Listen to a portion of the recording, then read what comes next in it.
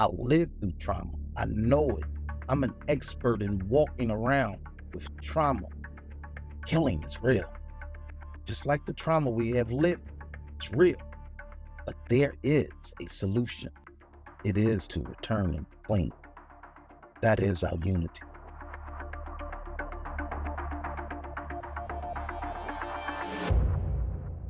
When we go back to Ghana, one of the first things we do is we enter into the door of return. This is the door within the slave dungeons that many of our ancestors, that was the last opportunity to be with their loved ones and their family and their people. We explored the area of Kumasi where we get to see how colonialism has built out into this country.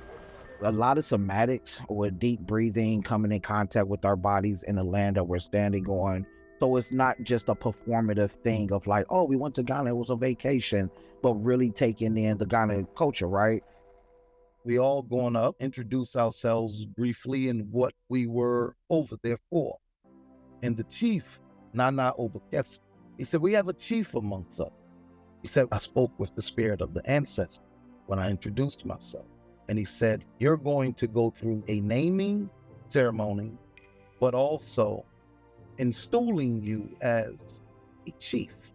The Nana, Ghana, welcome home, brother.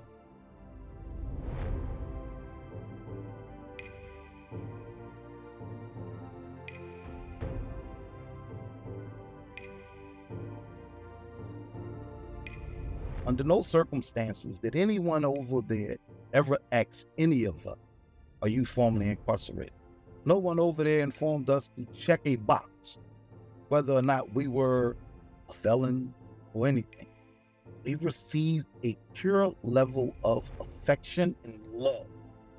Going back to Ghana and not just like connected with the ancestors, but looking at how colonialism and racism and these structures have really created this incarceral system that has become like the mass punishment here in of America, right? And really connecting that to the work that we're doing on the ground to end mass incarceration.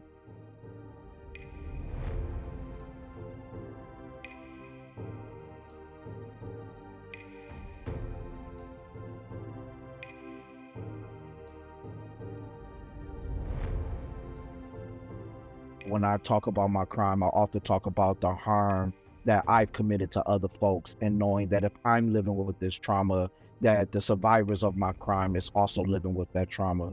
And I want to come to my community correct. And Mass Live has set up such a beautiful program to really bring those impacted folks into a healing journey where we're using somatics, we're using Black love and Black joy, we're using the ideas of abolition and community building and just being visionary Black people to talk about our healing, our journey, and what it is we need to do in the community.